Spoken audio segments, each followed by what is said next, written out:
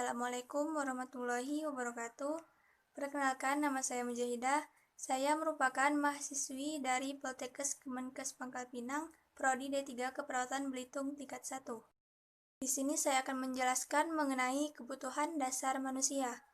Pada kesempatan kali ini, saya akan menjelaskan mengenai salah satu kebutuhan dasar manusia, yaitu oksigenisasi. Pertama-tama, saya akan menjelaskan mengenai apa sih itu oksigen. Oksigen adalah salah satu komponen gas dan unsur vital dalam proses metabolisme. Apabila di dalam tubuh tidak ada oksigen, maka akan menyebabkan tubuh secara fungsional mengalami kemunduran atau bahkan dapat menimbulkan kematian. Adapun kebutuhan oksigen merupakan kebutuhan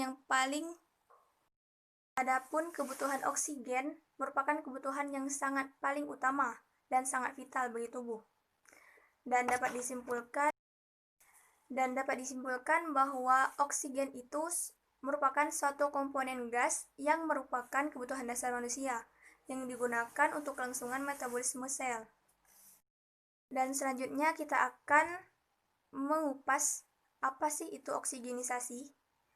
Oksigenisasi itu merupakan proses penambahan O2 ke dalam sistem kimia atau fisika. Hal ini bertujuan menjaga kelangsungan metabolisme sel tubuh, mempertahankan hidupnya, dan melakukan aktivitas bagi berbagai organ atau sel. Adapun sistem tubuh yang berperan dalam kebutuhan oksigenisasi terbagi menjadi dua saluran. Yang pertama adalah saluran pernapasan bagian atas dan saluran pernapasan bagian bawah.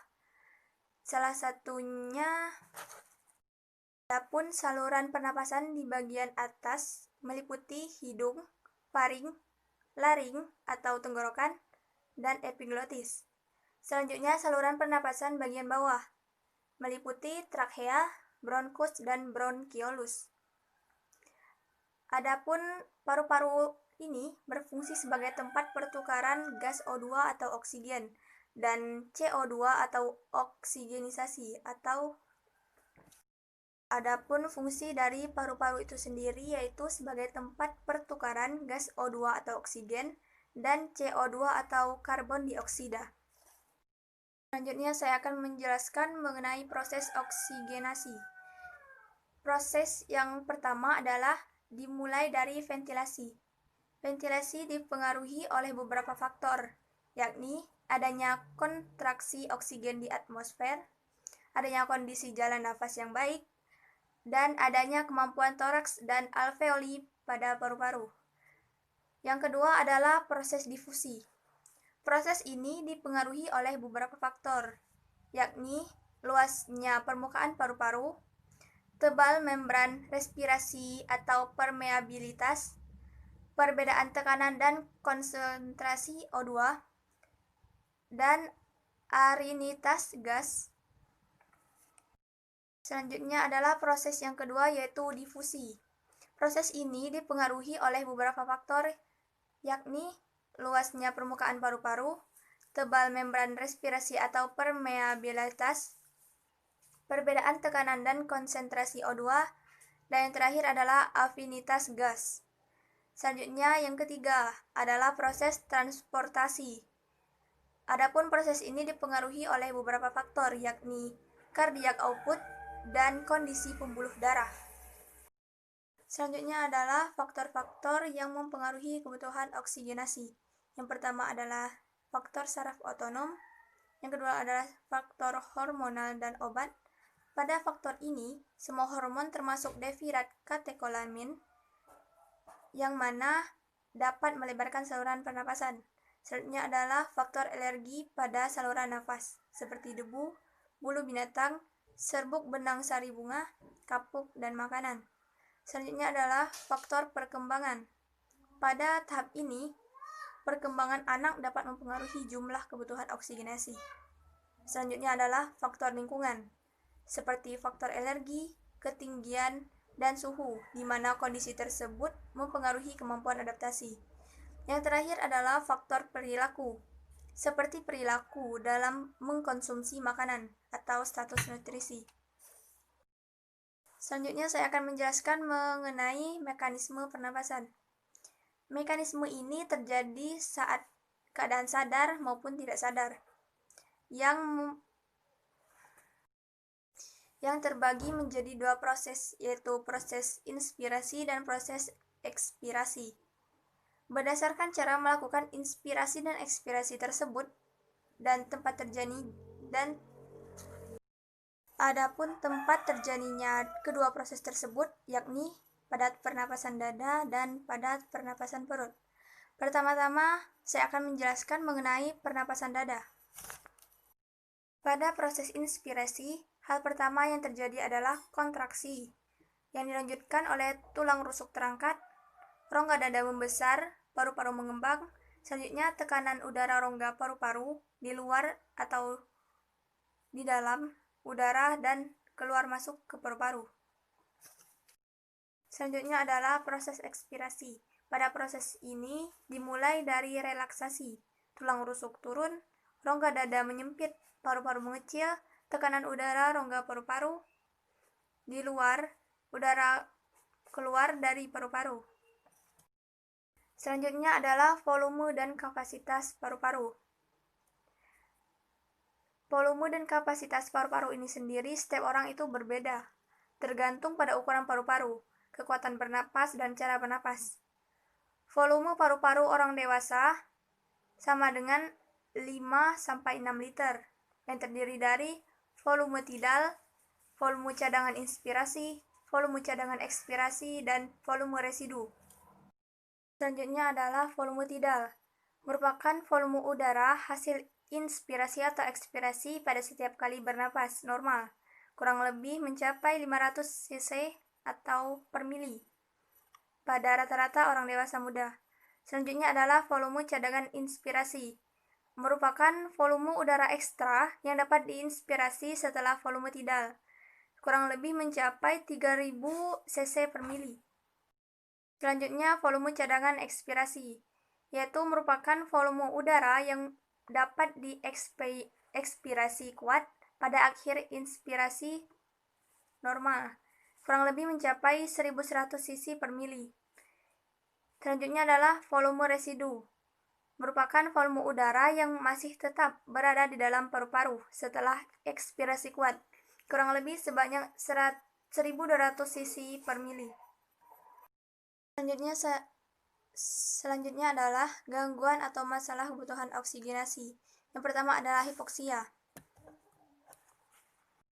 Selanjutnya adalah obstruksi jalan nafas yang memiliki tanda klinis, yakni batuk tidak efektif atau tidak ada, tidak mampu mengeluarkan sekret di jalan nafas, suara nafas menunjukkan adanya sumbatan, jumlah irama dan kedalaman pernapasan tidak normal.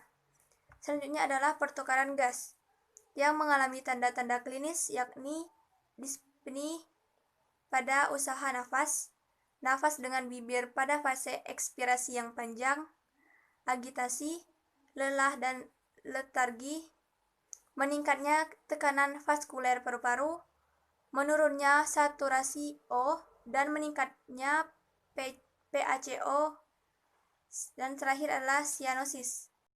Adapun tindakan untuk mengatasi masalah oksigenasi, yang pertama adalah latihan nafas, batuk efektif, pengisapan lendir, dan pemberian oksigen. Oksigenisasi ini bertujuan untuk tercukupinya kebutuhan sel dan jaringan dengan cara memberikan oksigen dan ventilasi yang cukup. Selanjutnya, alat untuk menilai kebutuhan oksigen sel dan jaringan saturasi oksigen dengan menggunakan pulsi okimetri. Selanjutnya, yang terakhir adalah normal saturasi oksigen 95% sampai 100%. Ini adalah pemberian oksigen. Yang pertama adalah nasal kanul.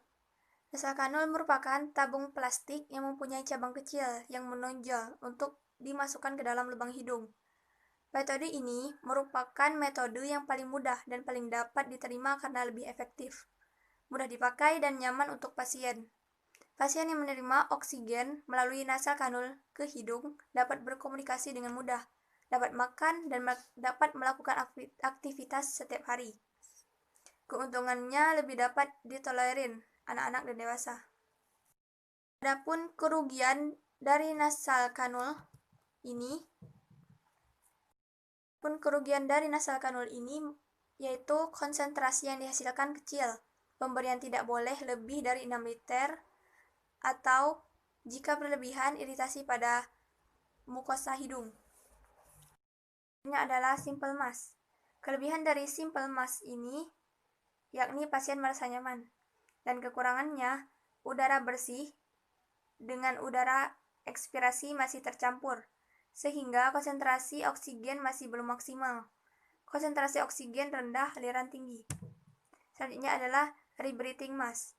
Keuntungan dari rebreathing mask ini yakni melakukan tindakan selanjutnya siapkan alat-alat yang meliputi tabung humidifier, plester, gunting plester, flowmeter, dan tabung oksigen. Selanjutnya kita harus cuci tangan. Tahap berikut adalah tahap orientasi. Tahap orientasi meliputi berikan salam, panggil klien dengan namanya, jelaskan tujuan dan prosedur tindakan, beri kesempatan klien untuk bertanya, jaga privasi klien, dan atur posisi klien agar nyaman. Selanjutnya adalah tahap kerja. Tahap kerja ini yang pertama adalah mengisi gelas humidifier dengan for irrigation setinggi batas yang tertera. Selanjutnya menghubungkan prosor regulator. Jika belum terhubung, kembali buka pengaturan aliran O2 atau keran. Selanjutnya, cek fungsi flowmeter dan humidifier dengan memutar pengaturan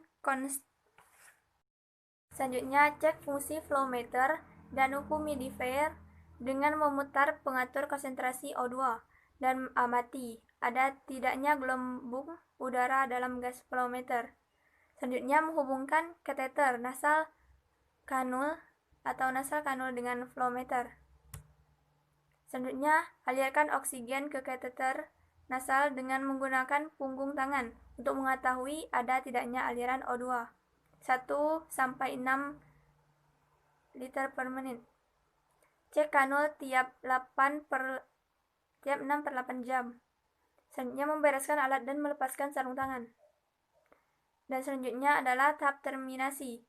Tahap terminasi ini meliputi evaluasi hasil yang dicapai, subjektif dan objektif, beri reinforcement positif pada klien, kontrak pertemuan selanjutnya, mengakhiri pertemuan dengan baik, dan cuci tangan.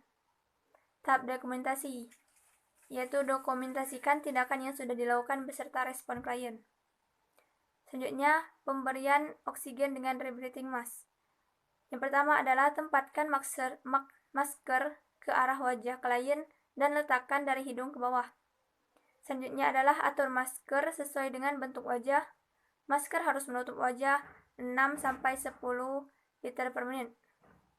Ikatkan karet pengikat melingkar kepala klien, sehingga masker terasa nyaman. Selanjutnya, alasi karet di belakang telinga dan di atas tulang yang menonjol. Hanya itu yang dapat saya sampaikan mengenai penjelasan tentang kebutuhan dasar manusia, yakni oksigenisasi. Kurang dan lebihnya saya mohon maaf. Akhir kata, wabillahi taufiq wal hidayah. Wassalamualaikum warahmatullahi wabarakatuh.